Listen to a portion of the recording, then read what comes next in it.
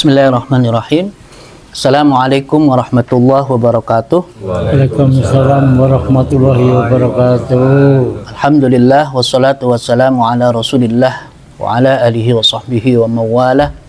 Allahumma lakal hamdu wa ilaikal mustaqa wa antal musta'anu la hawla wa la quwata illa billah.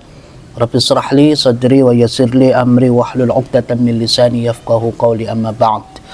Bapak-bapak yang dimuliakan Allah Subhanahu wa taala, sambil kita santai menunggu maghrib, kita akan bincang-bincang soal ilmu agama. Mudah-mudahan dengan bintang-bintang santai ini kita tambah ilmunya. Kalau sudah tambah ilmunya, Allah berikan kekuatan kepada kita untuk bisa mengamalkan apa yang kita sudah pelajari.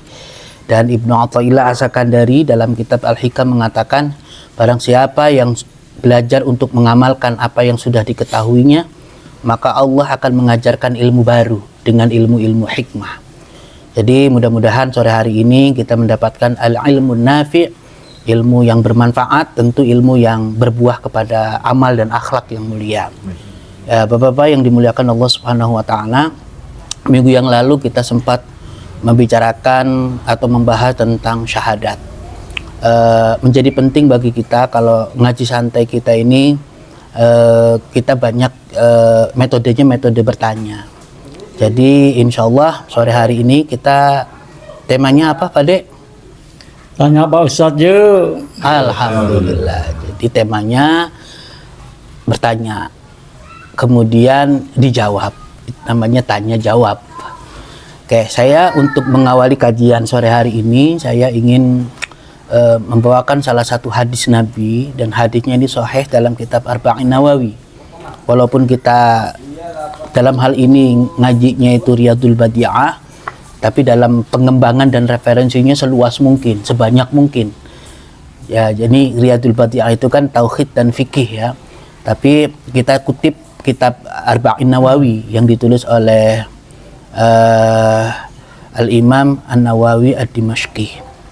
Arba'in Nawawi itu artinya kitab yang isinya 40. Tapi sebenarnya lebih dari 40 Pak, 41 atau 42. Dan ternyata kitab Arba'in Nawawi ini mengundang banyak perhatian di karangan ulama.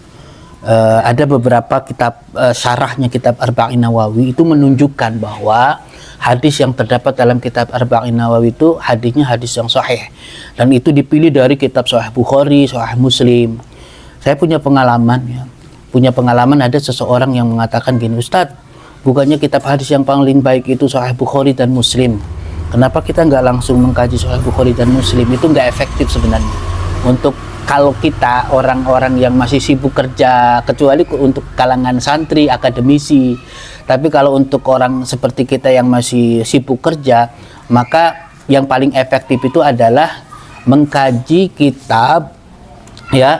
kitab yang simpel, yang sudah dirangkum oleh ulama. Salah satunya itu adalah kitab Arba'in Nawawi. Nah, di dalam kitab Arba'in Nawawi, di hadis yang kedua itu ada riwayat tentang ada seorang laki-laki yang sangat ganteng, rambutnya hitam lebat, bajunya rapi, kemudian mendatangi Rasulullah, yang pada waktu itu Rasulullah dengan para sahabat. Tapi anehnya, ketika sahabat melihat ini orang rapi banget. Kalau dulu kan padang pasir Pak. Kalau rapi itu mestinya orang yang dekat.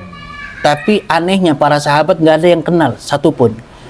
Dan anehnya lagi, laki-laki itu sok akrab dengan Rasulullah. Dan memang akrab kelihatannya. Duduk di depan Rasulullah, menempelkan lututnya dengan lututnya Rasulullah. Bahkan meletakkan dua telapak tangannya di atas pahanya Rasulullah Sallallahu Alaihi Wasallam. Kemudian laki-laki itu mengatakan, ya Muhammad, ma huwal Islam. Kemudian Rasulullah Sallallahu Alaihi Wasallam menjawab, al-Islam huwa an tashhada an la ilaha illallah wa anna Muhammadur Rasulullah. Pokoknya Islam itu ya rukun Islam, syahadat, sholat, zakat, puasa, haji. Ketika Rasulullah itu menjawab pertanyaan laki-laki itu, maka laki-laki itu justru sodakta, kamu benar. Ini sahabat akhirnya makin heran Pak. Ini orang nanya tapi dia yang membenarkan, seperti ngetes apa gimana. Tapi laki-laki ini siapa? Sahabat gak tahu sama sekali.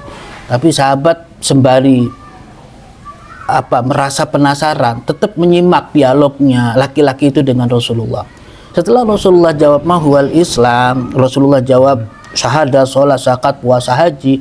Kemudian laki-laki itu bertanya berikutnya, mahwal iman, apa itu iman?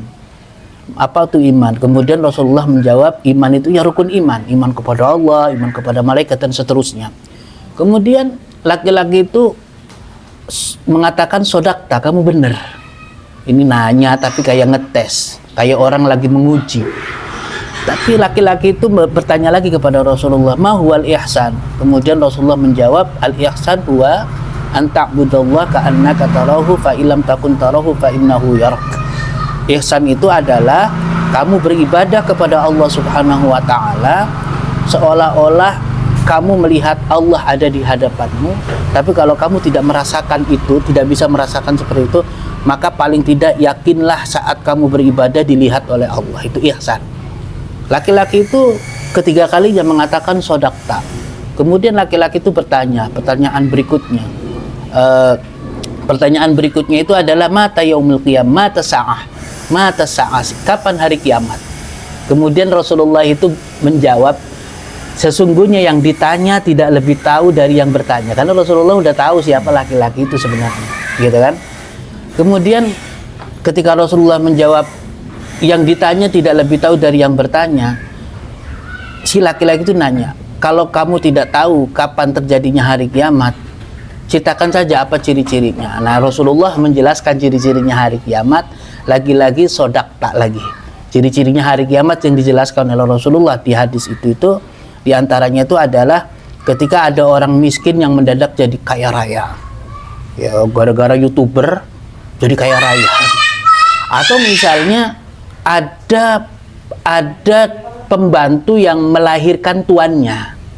Banyak anak yang memperlakukan ibunya, orang tuanya itu seperti pembantu, Pak.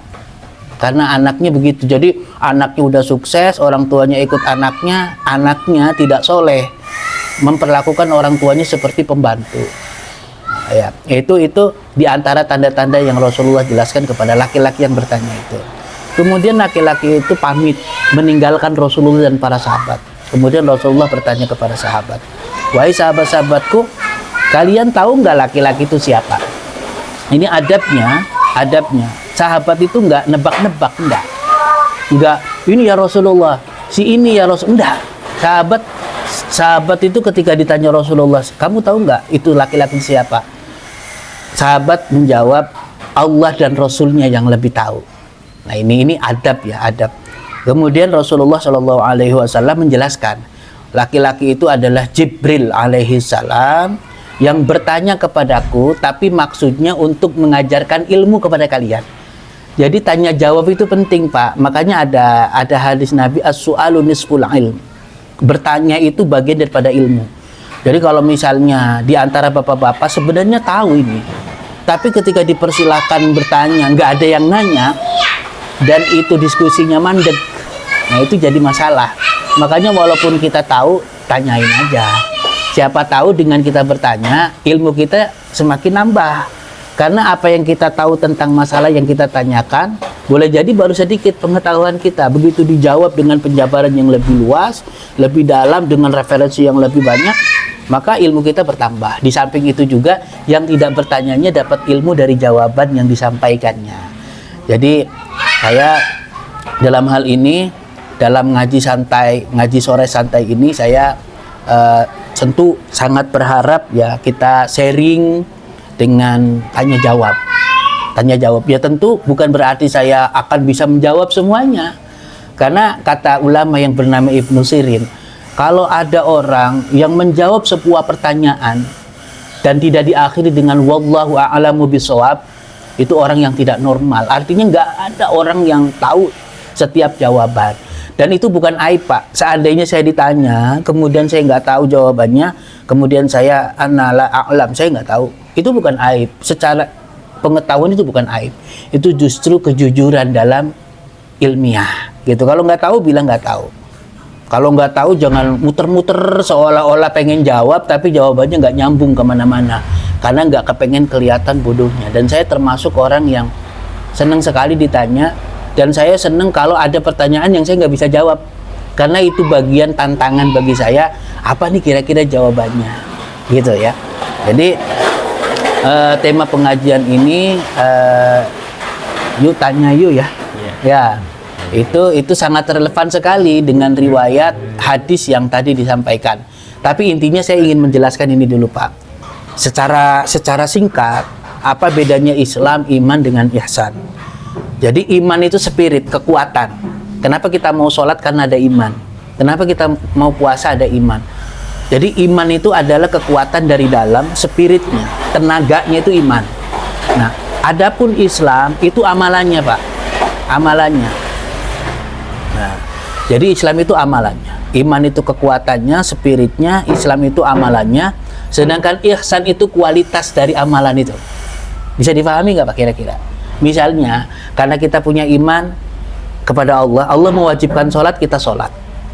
Itu udah Islam tuh. Lalu kemudian kita melaksanakan sholatnya dengan cara yang terbaik versi kemampuan kita. Tepat waktu, sholatnya berjamaah, atau sholatnya berusaha untuk dikhusyuk-khusyukkan. Walaupun kita tidak sepenuhnya bisa khusyuk. Artinya iman itu kekuatan dari dalam, Islam itu amalannya, ihsan itu kualitasnya Pak Komar. Gitu. Nah, ini sampai di sini kira-kira ada yang bisa ditanyakan, silakan Pak. Sesuai dengan tema. Silakan Pak Dadan kayaknya mau nanya. Tanya yuk Pak Ustadz. Yuk. Assalamualaikum warahmatullahi wabarakatuh. Waalaikumsalam warahmatullahi wabarakatuh. Maaf Pak Ustadz, saya mau bertanya nih. Keimanan kan kadang ada kalanya bertambah, adanya kalanya menyusut Kurang, ya Pak. turun, naik turun. Nah itu apa sih resep yang bagus gitu biar iman itu tetap teguh, tetap konsisten, tetap di jalurnya ya istilahnya istiqomah terjaga gitu. Baik, Itu saja mungkin Pak Ustadz. baik langsung saya jawab aja Ya. Pak ya. Maksudnya biar nggak lupa. Jadi iman itu yazid wa yanqus. Iman itu kadang bertambah, kadang berkurang. Kadang naik, kadang turun, gitu ya. Kalau saya jawab pertanyaan bagaimana sih resepnya agar iman kita tetap stabil? Pengennya kan iman kita itu naik terus, on.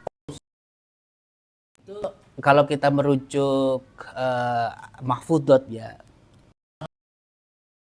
Komar nih, kalau Pak Komar lagi muqaddimah, man arada dunya fa'alaihi bil ilmi, wa man arada al akhirah fa'alaihi bil ilmi, wa man aradahuma fa'alaihi bil ilmi. Jadi kalau kita pengen bahagia dunia akhirat maka dengan ilmu. Bahagia dunia dengan ilmu. Pengen bahagia dua-duanya dengan ilmu.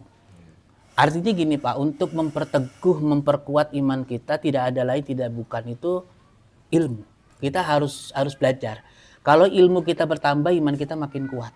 Gitu.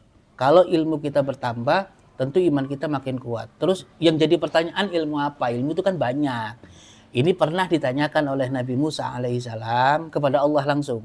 Saya baca dalam kitab Tanbihul Ghafilin, kitab yang sering saya bawa itu di foto ada.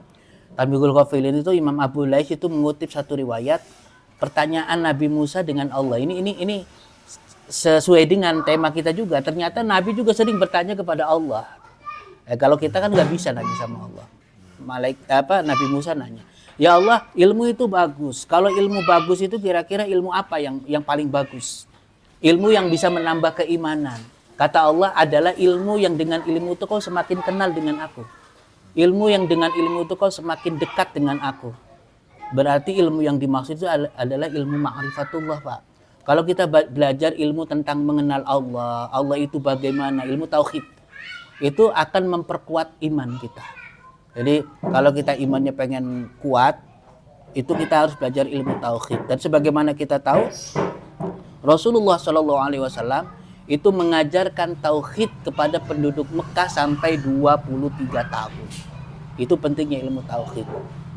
Makanya di kitab Riyadul Badi'ah ini pun, ini sebelum disampaikan tentang materi-materi fikih, ini disentuh juga sentuhan tauhid Pak, walaupun hanya beberapa lembar.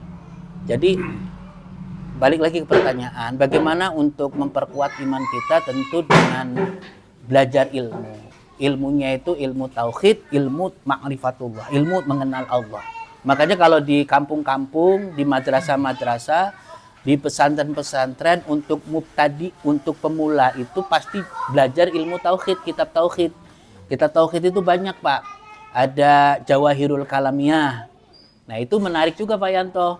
Jawahirul Kalamiyah itu tipenya itu tanya jawab, as-su'al jawab, soal jawab, mahwal iman jawab, mahwal Islam jawab, terus mahwal aqidah apa itu tanya jawab. Ini sangat relevan dengan tema kita pada sore hari ini. Yuk tanya yuk. Itu memang. Jadi itu dengan mempelajari ilmu ma'rifatullah, dengan belajar ilmu tauhid. Satu itu. Kemudian yang kedua, untuk memperkuat iman kita, kalau kita merujuk kepada hadis Nabi, jaddidu imanakum bisyahadatain. Mantapkan iman kita dengan mengucapkan 2 kalimat syahadat. Kemarin kan kita sempat bahas ya. Kalau kita pengen diteguhkan sama Allah, sering-sering memantapkan dengan sering zikir. Zikirnya itu membaca 2 kalimat syahadat. Karena Allah melalui lisan Rasulullah sudah mengatakan, man dawama ala syahadati yusabbithu ala qalbi. Barang siapa yang mendawamkan membaca 2 kalimat syahadat, maka kalimat itu akan Allah tetapkan, Allah mantapkan di dalam hatinya. Bahkan lebih jauh dari itu, wa yulaqinuhu iyaha. Bahkan Allah akan ngajarin kalimat itu. Sehingga kalimat itu benar-benar tertanam. Jadi satu, ilmunya ditambah, ilmu tauhid, ilmu ma'rifatullah. Boleh juga kita pelajari apa? Asmaul husna, Pak. Tentang sifat-sifat Allah, Asmaul husna itu kita pelajari. Oke, jadi itu ilmu, kemudian sering itu apa? Sering apa tuh? Ini agak ganggu. Ya, apa kalimatnya? Allahumma ja'alna bil imani kamilin. Ya Allah, jadikanlah iman kami iman kamil, iman yang sempurna, iman yang kuat. Ya Allah, ya muqallibal qulub, tsabbit qulubana ala dinik wa ala ta'atik bi rahmatika ya arhamar rahimin. Ya Allah, zat yang membolak-balikan hati, mantapkan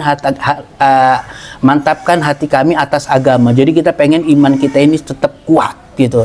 Termasuk yang paling yang paling ini Pak Komar pasti hafal ininya doanya. Rabbana la tuzigh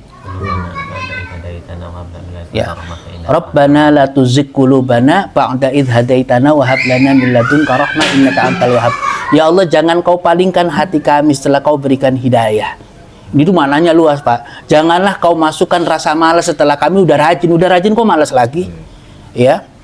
Udah pengen ngaji kok melempem lagi gitu. Saya minta kepada Allah, ya Allah, kalau saya sudah semangat ibadah, maka jangan dibikin saya jadi malas lagi.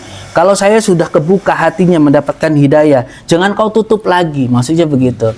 Nah, itu diantara doa. Jadi ilmunya ditambah, kemudian zikir tauhid, kalimat thayyibah la ilaha illallah Muhammadur Rasulullah atau 2 kalimat syahadat. Kemudian kita juga jangan lupa bahwa tidak ada daya dan kekuatan kecuali semuanya atas pertolongan Allah. Ya, kita harus minta. Ada doa, kita pengen sholatnya khusyuk juga ada doanya. Allahumma inna na'udzubika min qalbin la yakhsha'u wa min ainin la tadma'u. Ya Allah, aku berlindung kepadamu dari hati yang tidak bisa khusyuk dan dari mata yang tidak bisa nangis. Kita doa bisa nangis saja, kalau nggak ditolong sama Allah nggak bakalan bisa, Pak. Di depan Ka'bah sekalipun nangis nggak bisa. Oke, jadi itu ya Pak Dadang ya. Jadi ilmunya ditambah. Kalau kita pengen yakin makin kuat sama Allah, ya kita ilmu tentang Allahnya itu dibahas tentang ma'rifatullah. Makanya kayak usia-usia kayak kita ini sebenarnya udah waktunya, Pak. Kita belajar ilmu tasawuf, ilmu tauhid gitu. Jadi belajar itu jangan cuma fikih. Kalau fikih nantinya kaku. Kalau fikih itu nantinya kaku. Nanti kalau belajarnya fikih aja, kalau imam bacaannya belum bener, nanti sholatnya nggak sah. Itu fikih. Kalau fikih begitu. Dalam agama itu pendekatannya jangan cuma fikih. Di samping fikih juga ada tasawuf, ada tauhid, ada akidah. Jadi kalaupun misalnya tidak sengaja, tentu kalau di masjid yang besar itu imamnya itu harus ideal, bagus bacaannya. Tapi kalau kita kebetulan lagi di perjalanan, di tempat peristirahatan, mampir di rest area, kemudian imamnya asal tunjuk siapapun, maka kita nggak usah mikirin bacaannya, Pak. Karena apa? Yang penting dia sholat niatnya nyembah kepada Allah. Kita jadi makmum, bismillah, mudah-mudahan diterima.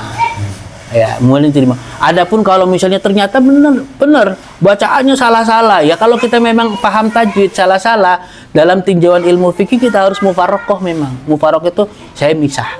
Karena saya tahu bacaannya salah semua ini, bisa membatalkan. Ya udah kita misah. Tapi kita nggak usah mempengaruhi yang lain. Itu bacaannya salah semua, kamu sholatnya nggak sah, nggak usah begitu. Jadi pendekatannya itu jangan cuma fikih. Kalau fikih itu kaku, Pak. Orang kalau belajarnya cuma fikih kaku. Itu gampang sekali, ini benar, ini salah, ini benar, ini salah. Itu belajarnya fikih aja. Oke, silakan Pak, ada yang lain. Pak De mau nanya, Pak De. Assalamualaikum warahmatullahi wabarakatuh. Waalaikumsalam Tanya warahmatullahi Pak Ustadz wabarakatuh. yuk. Yo. Saya ini pengen tanya Pak Ustadz. Ya. Alhamdulillah saya ini juga pernah jaroh ke Mekah umroh maupun umroh udah 2 kali umroh. Cuman kalau seandainya saya ini punya ada gangguan terus sholatnya ada yang bolong sekali 2 kali itu terus gimana Pak Ustadz? Oh iya. Ibadah haji tapi sholatnya ada yang bolong. Nah, itu tergantung alasannya Pak. Pak De dipegang mic-nya. Ya, kira-kira waktu sholatnya bolong itu kenapa Pak De? Pas saya bolong itu pas saya lagi sakit, lagi dirawat di rumah sakit gitu Pak Ustadz. Oh gitu, baik. Berarti alasannya itu bagus. Jadi gini, ini pengetahuan ini, gara-gara Pak De cerita sakit kan. Jadi untuk urusan sholat, sakit separah apapun, kalau kita masih sadar masih tetap wajib sholat Pak De. Tapi sholatnya semampunya. Ini di kitab ini, kalau kita bahas tentang bab sholat, tentang bab sholat itu, bahwa sholat itu wajib. Wajibnya itu bukan saja untuk orang yang sehat. Orang yang sakit justru malah lebih wajib. Kalau sakit kan kemungkinannya ada 2. Kalau sembuh ya sehat, kalau nggak sembuh ya mati kan. Masa pas sakit malah nggak sholat, gitu. Tapi sholatnya semampunya. Pada saya tanya lagi, pada waktu sakit masih sadar nggak? Sakit sadar, cuman kita nggak bisa jalan, jadi kita itu nggak ngalamin baca sholat. Oh iya, berarti sholatnya di kamar aja. Nanti sholatnya bagaimana semampunya gitu. Itu kalau dalam kitab Riyadul Batia begitu Pak De. Yang sudah lalu ya sudah. Tapi nanti ke depan kalau seandainya kita ngalamin, kita lagi sakit nih, jangan itu jadi alasan kita nggak sholat. Kita tetap wajib sholat. Sini Pak Dadang, Pak Jajang, ini Kabuk. Ini kita ngaji santai. Ya, jadi tetap wajib sholat Pak De. Tetap wajib sholat, cuman sholatnya itu semampunya.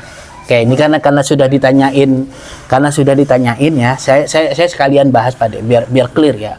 Jadi dalam kitab Riyadul Badi'ah ini, Syekh Muhammad Hasbullah itu menjelaskan, mazhabnya mazhab Syafi'i. Kalau kita sholat wajib, kalau kita selagi masih mampu berdiri, maka wajib hukumnya berdiri. Kalau berdiri udah nggak kuat, maka boleh duduk. Duduk nggak kuat, boleh tidur miring ke kanan. Kalau tidur miring ke kanan udah nggak bisa, tidur miring ke kiri. Kalau tidur miring ke kiri nggak bisa, terlentang. Tapi kepalanya diangkat ke atas, ditinggiin dengan bantal menghadap kiblat. Terus cara sholatnya bagaimana? Cara sholatnya semampunya. Kalau badan masih bisa diangkat, angkat Pak. Nanti gini. Kalau misalkan ruku begini, sujud agak ke bawah lagi gitu.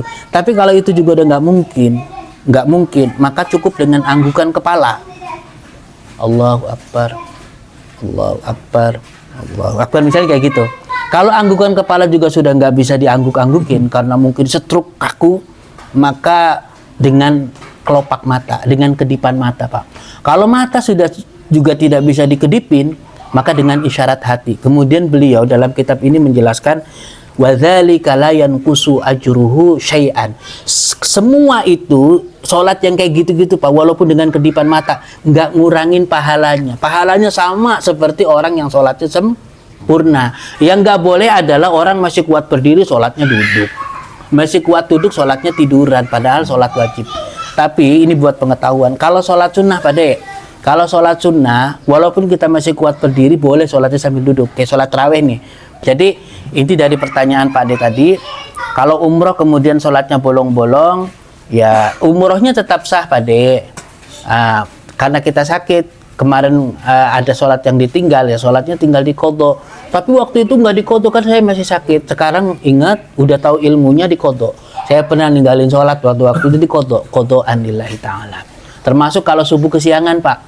Subuh nih, bangun jam 7, subuhnya udah kelewat, isyraq juga udah kelewat, udah duha malah ya kan, udah duha. Terus karena kesiangan jangan jadi alasan kita untuk tidak sholat. Tetap sholat, cuman kalau kesiangan ada aja diganti kodoan. Tapi apa yang nggak malu pas setiap pagi sholatnya kodoan, ya gitu. Mending daripada enggak. Assalamualaikum warahmatullahi wabarakatuh. Waalaikumsalam warahmatullahi wabarakatuh. Tanya dong Pak Ustadz. Ya. Mau tanya Pak Ustadz, Ya. dalam membaca Al-Quran, terkadang saya tuh masih suka berpikir Ustadz. Kita baca ayat-ayat Al-Quran dalam bahasa Arab, tetapi kadang di satu sisi nggak masuk di saya gitu Pak Ustadz. Karena nggak ngerti arti. Karena nggak ngerti artinya gitu. Jadi terkadang saya berpikir, Kak, kenapa saya harus baca ayat-ayat Arabnya? Saya baca terjemahannya aja itu lebih tahu buat saya. Ini sebenarnya Al-Quran kan diturunkan untuk panduan hidup, the way of life. Iya. Bagaimana cara kita hidup ada semua di situ. Jadi kalau kita tidak tahu apa yang kita baca, ini menurut saya Iya, ya, nggak apa-apa, bagus. tidak tahu apa yang kita baca, bagaimana kita menjadikan Al-Quran sebagai pedoman hidup kita, Sementara kita termasuk ke dalamnya hadis ataupun kitab-kitab yang lainnya. Mungkin dalam bahasa Arab yang kita nggak ngerti caranya. Mungkin kita kalau nggak ngerti ya belajar gimana betul. cara bacanya, gimana cara baca tafsirnya atau gimana baca artinya. Tapi kan itu butuh waktu buat orang-orang yang memang konsennya. ya gitu, buat orang-orang yang memang mungkin baru belajar ataukah baru hijrah atau mereka baru ya itulah intinya, ya itu Pak Ustadz, gimana cara kita mensiasati itu gitu. Di samping kita pengen banget tahu gimana sih Al-Quran sebenarnya, apa sih yang ada dalam Al-Quran tuh semuanya gitu. Oke. Itu sih. Oke, Terima pertanyaannya kasih. bagus Pak. Sebelum saya menjawab pertanyaan, saya jelaskan tentang apa sih Al-Quran itu. Al-Quran itu adalah kalamullah al-munazzalu biwasitati Jibril ila Muhammadin al-muta'abbadu bitilawati. Ini yang catatan pentingnya itu adalah al-muta'abbadu bitilawati. Jadi Al-Quran itu adalah kalamullah yang diturunkan melalui malaikat Jibril kepada Rasulullah SAW al-muta'abbadu bitilawati, yang akan dianggap ibadah siapapun yang membacanya. Jadi al-muta'abbadu bitilawati itu bukan soal ngerti nggak ngerti. Kalau kita udah baca Quran itu dia udah dihitung ibadah. Satu hurufnya 10 kebaikan. Kalau bulan Ramadan bisa 70, bisa 700 malah. Semau-maunya Allah mau melipat gandakan karena amaluhu mutu'afun. Amalan orang yang lagi puasa, apa itu baca Quran, itu pahalanya dilipat-lipat oleh Allah Subhanahu wa taala. Jadi satu poinnya adalah walaupun kita baca Quran nggak ngerti, baca aja nggak apa-apa karena itu bagian daripada ibadah.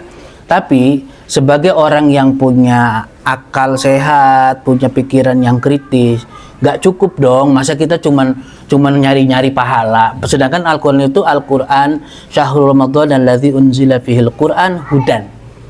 Fungsi daripada Al-Quran itu sebagai petunjuk, Pak. Ibarat peta, itu petunjuk jalan kan. Kalau kita nggak bisa baca peta aja gimana kita mau bener jalannya kan. Al-Quran juga begitu, sebagai petunjuk emang harus kita pahami, harus kita pelajari itu Al-Quran. Makanya kalau kita merujuk, surat apa yang pertama kali turun, Pak Syahid? Surat apa? Al-Alaq. Al-Alaq itu depannya apa Pak Denis? Iqra. Dan Iqra, nih, ayat yang pertama kali ini surat Al-Alaq kan, surat Al-Alaq. Dan itu cuma 5 ayat Pak. Yang turun pertama itu cuma 5 ayat. Dan 5 ayat itu ada kalimat Iqra 2 kali. Iqra bismi rabbikal ladzi khalaq, khalaqal insana min 'alaq, Iqra wa rabbukal akram. Profesor Dr. Muhammad Quraisy Shihab dalam tafsir Al-Misbahnya, beliau menjelaskan bahwa makna Iqra itu gak cuma baca ya baca gitu, enggak. Iqra itu bisa membaca, bisa memahami, bisa meneliti, menelaah gitu. Jadi itu yang disebut dengan tadabbur Pak Imam. Jadi kita kalau baca Quran jangan ngejar sekedar baca hatam balik lagi, enggak. Jadi alhamdulillah kalau kita punya pikiran ini, kalau Quran cuma dibaca Arabnya kita nggak ngerti. Caranya bagaimana? Ya baca terjemahnya. Gitu. Baca terjemahnya. Tapi kita kalau mau boleh jujur Pak, sebenarnya Tidak ada yang bisa menerjemahkan Al-Quran secara persis. Itu terjemah itu bukan terjemah, itu pemahaman. Pemahaman yang mungkin itu salah atau paling tidak mendekati kebenaran, tapi kebenaran mutlak itu Quran. Makanya gini, kalau dalam Al-Quran itu misalnya kita pegang Quran yang isinya tulisan Arab semua, itu harus punya wudhu, Pak. Ini dalam kitab ini dijelaskan, harus punya wudhu. Tapi kalau yang kita bawa itu Quran, ada terjemahnya, ada tafsirnya, itu masih ada kompromi. Kita nggak punya wudhu nggak apa-apa, karena isinya bukan cuma Quran semua. Jadi terjemah itu bukan Quran, cuman itu salah satu cara biar kita lebih memahami Quran. Apakah itu terjemah persis? Nggak bisa, karena bahasa Quran itu, Pak. Saya kasih contoh ya, antara khauf dengan khasyah itu artinya takut, Pak, tapi maknanya beda. Kalau khauf itu takut menjauh, tapi khasyah itu takut mendekat. Ya, kalau kita takutnya ke harimau, ada harimau, kita ya harus lari takutnya. Tapi antara khauf dan khasyah itu semuanya bisa dipakai kepada Allah, Pak. Khauf itu takut kepada Allah dengan apa? Dengan menjauhi larangannya. Khasyah itu takut yang harus mendekat dengan menjalankan perintahnya. Jadi bahasa Arab itu satu kata maknanya bisa banyak. Atau yang artinya takut bahasanya beda-beda, tapi nanti pemahaman yang berbeda-beda. Jadi terjemah itu juga tidak bisa mewakili. Makanya kan ada terjemah, di atas terjemah ada apa, Pak? Tafsir. Ada tafsir. Dan tafsir juga sifatnya relatif juga, karena tafsir itu pemahaman manusia. Makanya saya sekali lagi saya tegaskan di sini, jangan kemudian kita merasa paling Quran, paling sunnah. Kenapa? Karena kelompok apapun, entah itu NU, entah itu Muhammadiyah, entah itu Persis, entah itu kelompok Salafi, Jamaah Tabligh atau apapun, kan berusaha untuk mengikuti Quran dan Sunnah, tapi semuanya berangkat dari perspektifnya masing-masing, dan itu sifatnya relatif.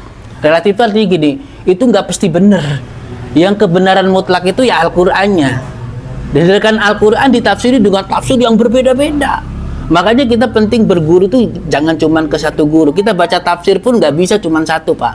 Ada istilah muqarron. Muqarron itu artinya perbandingan. Kita baca tafsirnya Pak Quraisy, baca tafsirnya Buya Hamka, baca tafsirnya Sayyid Qutb fi Dhilalil Quran, baca tafsirnya Kiai Mustafa Bisri, kakeknya Gus Yakut itu Al-Ibris. Saya pertama kali baca tafsir itu Al-Ibris, Pak.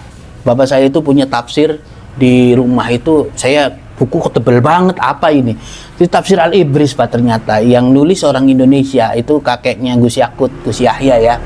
Itu kitab tafsirnya Al-Ibris. Dan itu saya memahami ayat-ayat yang terpotong-potong kayak Yasin, Kaf, Ya, Ain, Shad itu dijelaskan oleh tafsir Al-Ibris. Itu ada takwil ulama yang nulis kitab Al-Ibris begitu. Tapi intinya gini, Pak, semuanya itu bisa dipelajari. Kita bukan orang Arab, orang Arabnya aja belum tentu paham. Bahkan ada juga orang Arab yang nggak bisa baca Quran. Maka kalau kita pengen benar-benar paham bagaimana pesan-pesan Allah yang tersurat di dalam Al-Quran, ya kita harus pelajari. Tahap awalnya memang begitu, Pak Imam. Baca Arabnya, kita coba-coba juga baca terjemahnya. Tapi jangan berhenti hanya terjemah, tafsir juga jangan satu, banyak. Makanya itu ilmu itu luas, nggak ada tepinya. Makanya jangan pernah merasa paling pinter, jangan merasa sudah cukup. Orang biasanya kalau fanatik agama itu karena semangat keagamaannya tinggi, tapi tidak dibarengi dengan ilmu pengetahuan yang luas. Orang kalau cenderung gampang menyalahkan orang lain, atau orang yang kagetan, wah ini salah, ini benar, ini salah, itu biasanya belajarnya baru dikit, Pak. Kalau belajarnya udah banyak, dia sudah tahu kerangka ilmu pengetahuan. Oh ternyata dia mengamalin begitu tuh, saya tahu alasannya dia begitu. Hadis yang dipakai hadisnya ini.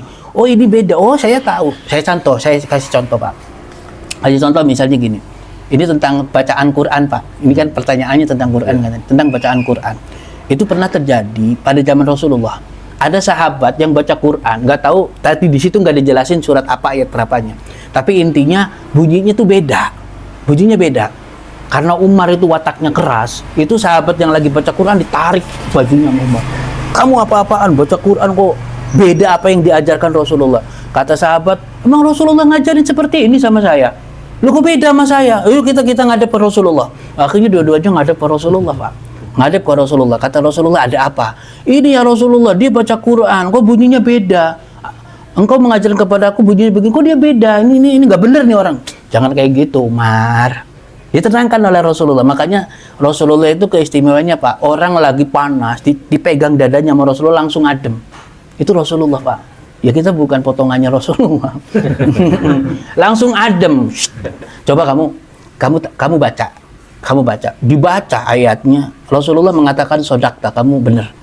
Umar mulai pucet tuh. Wah, bener. Kamu baca sekarang Umar. Umar baca apa yang diajarkan Rasulullah kepada Umar, kata Nabi sodakta. Itu makanya muncul bukan fawatil khusus, sab'atu akhruf. Kalau dalam ilmu Al-Quran ada sab'atu akhruf. Sab'atu akhruf itu Al-Quran itu diturunkan 7 huruf. Huruf itu juga perspektifnya lain. Apa huruf itu maksudnya bahasa atau huruf itu maksudnya dialek. Selama itu ada dasar atau dalil dari Rasulullah, bacaan apapun yang beda-beda itu kita nggak boleh nyalain, Pak. Ada orang baca wadduha wal laili idza sajid. Kok beda? Kan wadduha, kamu main-main dengan Quran, neraka kamu. Nah, itu bukan begitu caranya. Berarti kita nggak tahu ilmunya gitu.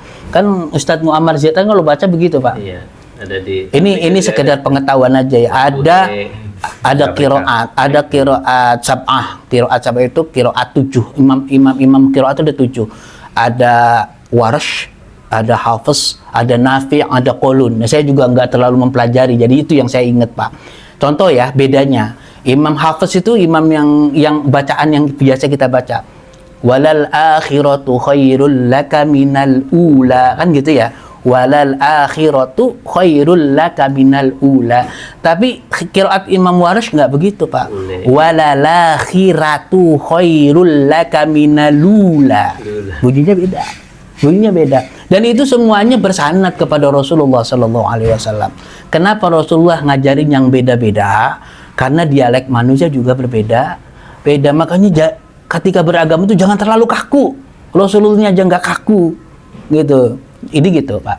Jadi semua bisa dipelajari. Kita baca Arab yang nggak ngerti, ya pelajari dikit-dikit artinya. Kalau kita ada istilah apa tuh, menjada wajada. Kalau kita bersungguh-sungguh insya Allah dapat. Kalau kita pengen paham Quran, ya pelajari terjemahnya dikit-dikit. Emang harus sabar. Tebel banget. Ya kan, mainan HP aja berjam-jam kita sanggup. Masa mempelajari Quran ini. Nah, dulu dia pustakawan di Amerika. Itu beliau itu sekarang udah pensiun, orang Bona. Itu kalau baca Quran, Pak Ustadz saya mau ngatam Quran, Arabnya dulu Pak, udah selesai balik laginya itu Arab dan terjemah. Berbulan-bulan baru hatam, tapi karena memang kegiatannya cuman itu Pak, jadi cepat. Jadi setiap asar beliau rutinnya setiap asar sampai maghrib, asar setiap hari begitu. Kalau sudah hatam lapor ke saya, Pak Ustadz, alhamdulillah saya sudah hatam Arab dan terjemah. Dalam hati saya malu, saya ini aja nggak begitu rajinnya. Jadi itu semua bisa diupayakan, termasuk bacaan sholat Pak. Emang kita bisa menjamin kita semua paham bacaan sholat yang kita bacakan enggak? Padahal bacaan sholat bacaannya itu aja. Kalau dipelajari itu gampang banget, apalagi sekarang ada Google. Coba sih apa sih terjemahnya doa iftitah, ada semua.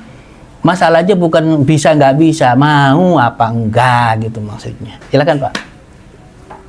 Assalamualaikum warahmatullahi wabarakatuh. Waalaikumsalam warahmatullahi wabarakatuh. Yuk tanya Pak Ustadz yuk. Pak Ustadz, izin bertanya,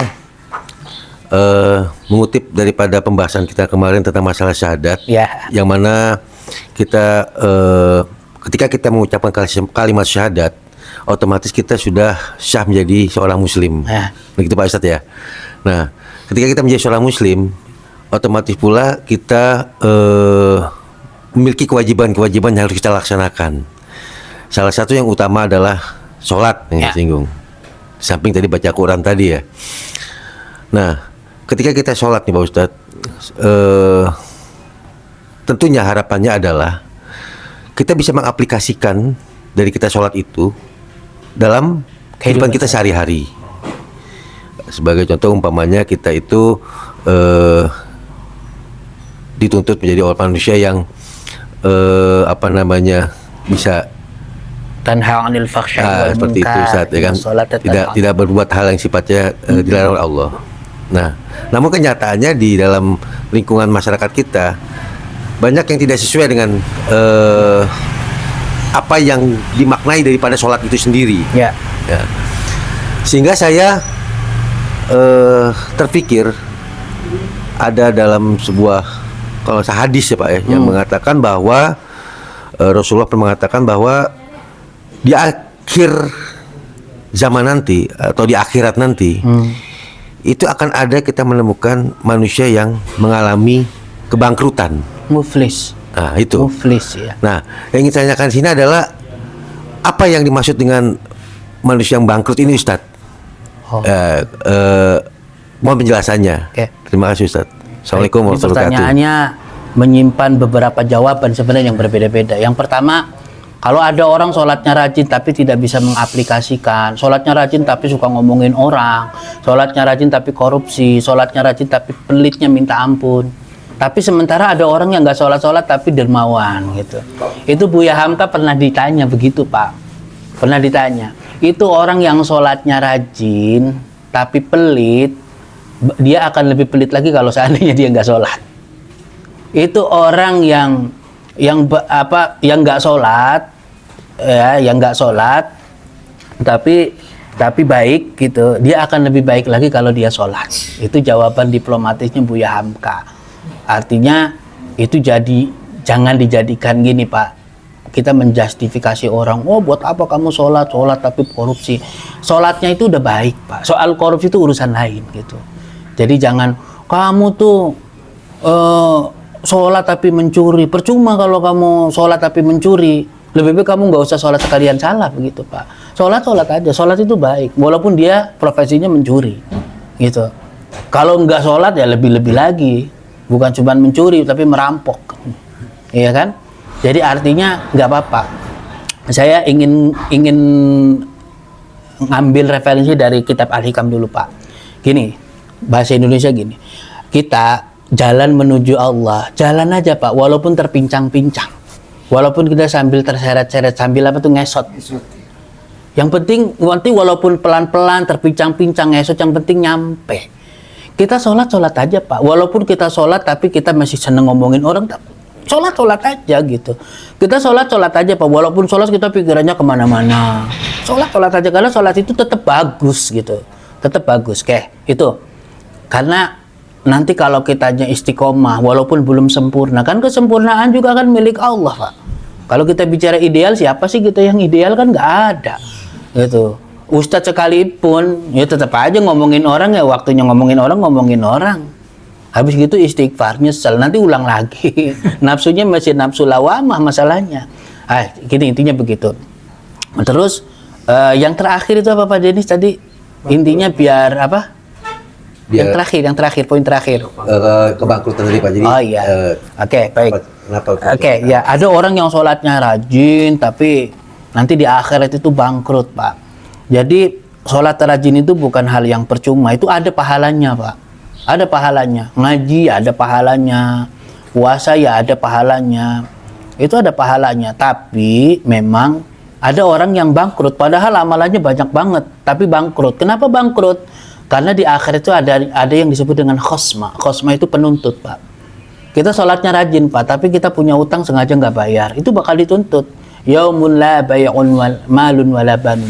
Itu di akhirat itu hari yang tidak ada manfaatnya anak dan harta. Kita ada orang nuntut nggak bisa pakai bayar, pakai duit. Duit udah nggak laku di sana Pak. Bayarnya pakai apa? Pakai amal.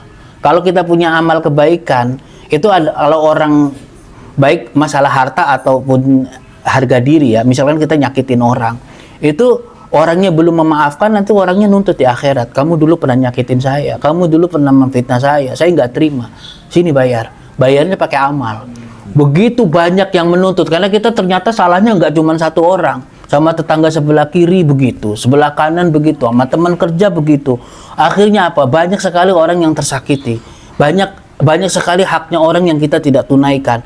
Begitu kita menghadap Allah, kita merasa sholatnya rajin, puasanya rajin, baca Qur'annya, ternyata habis semua. Itu yang disebut dengan bangkrut, muflis. Hadisnya gini, atadruna manil muflis. Sahabat, kamu tahu nggak siapa orang yang bangkrut? Ini sahabat polos. Orang yang bangkrut itu la dinar wala dirham. Orang yang bangkrut itu nggak punya duit, nggak gablek duit.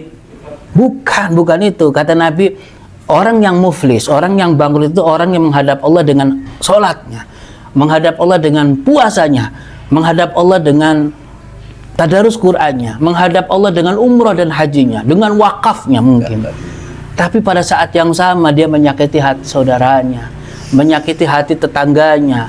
Dia punya hak, dia memakan hak tetangganya. Ada hak yang tidak ditunaikan olehnya, maka dia dituntut, akhirnya amalannya itu bangkrut.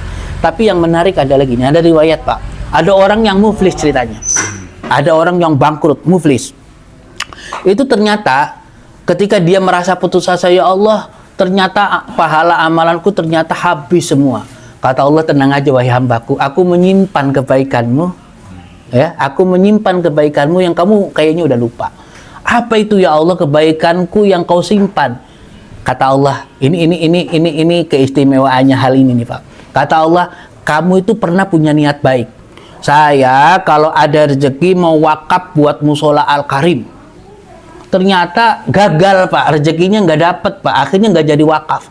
Itu niat baik seorang muslim mau wakaf buat musola Al-Karim, nggak jadi karena rezekinya nggak dapet. Boro-boro mau wakaf buat musola Al-Karim, buat buka puasa nanti sore juga nggak tahu dari mana. Itu niat baik itu diambil oleh Allah, dilipat gandakan semua sama Allah. Ini babnya bab niat baik seorang mukmin itu ada pahalanya. Ada pahalanya. Tapi kan Allah Maha tahu Pak. Kalau siapapun kita, siapapun yang ada niat wakaf buat musola Al-Karim, kalau rezekinya sudah ada, jangan ditunda. Kalau ditunda nanti kepakai buat keperluan yang lain. Nanti malah nggak jadi wakaf. Gitu Pak. Jadi kalau sudah ada, wah jangan ditunda-tunda. Cepet transfer atau cepet beli bahan bangunan. Bukan buat kita Pak. Ini untuk kepentingan umat, ini untuk kepentingan ibadah.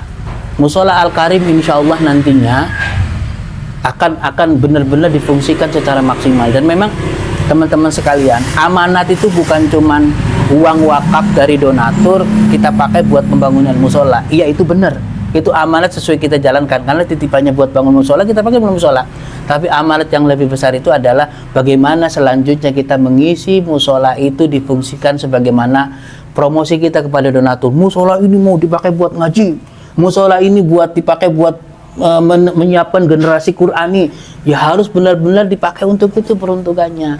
Makanya sebelum itu kita juga harus siap lahir dan batin. Kalau kita nggak bisa ini sendiri, ya kita bagaimana caranya bisa manggil orang, kemudian kita kasih intensif sebisanya, tapi jadi bagus, misalnya begitu. Tapi saya secara pribadi maunya ya kita sendiri Pak. Nanti kita awali dengan tahsin. Jadi siapapun nanti bisa jadi imam Pak. Lagi-lagi untuk urusan imam, jangan nyari yang terlalu ideal. Karena ini juga cuman musola, bukan masjid agung, bukan masjid jami yang adanya bukan di alun-alun. Ini musola yang adanya di pojokan gang. Namanya gang apa? Bahagia. Gang Bahagia. Gitu. Jadi ya imamnya yang penting bacaan Fatihahnya udah bagus. Kalau sempurna siapa sih kita yang sempurna? Kita juga, saya jadi imam udah 20 tahun Pak, di Masjid UIN 10 tahun, di Masjid Bona 10 tahun. Kalau ada ahli qiraat yang ngoreksi bacaan saya, mungkin aja masih banyak yang harus dikoreksi. Ya, tapi nggak apa-apa. Siapa yang sempurna? Itu yang tukang koreksinya juga dikoreksi lagi sama yang lebih ahlinya, bisa aja masih salah juga kan. Karena makhraj bo yang paling sahih itu adalah bo-nya Rasulullah Shallallahu Alaihi Wasallam. Jadi ya sudahlah. Yang penting imam lan makmum pada bodone. Kalau kata orang Cirebon, imam makmum itu sama-sama bodoh, ya apa-apa. Kita belajar sholat, kita belajar ibadah, mudah-mudahan salah-salahnya diterima oleh Allah karena Allah punya rahmat. Makanya kita amalan kita itu mintanya dihisab jangan dengan keadilan Allah. Hisablah ya Allah amalanku, walaupun masih banyak kurang, hisablah dengan rahmatmu. Kalau rahmat itu maklum bahasa kita, ya salah-salah pasti dimaklumi sama Allah. Tapi gini Pak, kita ingin mendapatkan rahmatnya Allah itu perlu adanya kasab, perlu adanya usaha, ikhtiar. Ikhtiarnya apa? Kalau kita pengen sholat kita diterima, ya belajar sholat dengan baik. Baca Fatihahnya ya dikoreksi. Jangan malu, misalnya gini, Pak, saya mau baca Fatihah ya Pak. Kalau ada yang salah-salah tolong dikoreksi. Nggak apa-apa Pak. Itu cara belajarnya begitu. Jangan malu karena merasa udah tua kok mau belajar Fatihah. Nggak apa-apa. Itu ilmu agama itu minal mahdi ilal lahdi. Mulai dari kita ceprot di gendongan sampai kita masuk ke liang lahat itu masih dituntut untuk mencari ilmu. Tapi syukur alhamdulillah Bapak-bapak MR1 ini diberikan kemauan oleh Allah untuk belajar. Ngaji sore pagi. Tapi yang menyempatkan waktu alhamdulillah. Mudah-mudahan ini juga jadi ibadah, Pak. Bukan cuman pinter. Kalau pinter kita selesai bubar dari sini juga lupa-lupa lagi. Tapi alhamdulillah di era sekarang ini ada rekamannya, video. Jadi walaupun sekarang kita udah ngaji, tonton juga videonya ya Pak Yanto ya. Apalagi yang nggak hadir nih sore hari ini, rugi Pak. Kalau nggak ditonton videonya, insya Allah ilmunya nambah. Gitu. Cukup ya kira-kira ya. Sudah sore kita akhiri. Mudah-mudahan ilmu yang kita bahas benar-benar membawa manfaat di dunia wal akhirah. Terima kasih. Kita tutup dengan doa kafaratul majlis. Subhanakallahumma wa bihamdika asyhadu an la ilaha illa anta astaghfiruka wa atubu ilaik. Wal afu minkum. Wassalamu alaikum warahmatullahi wabarakatuh. Waalaikumsalam warahmatullahi wabarakatuh.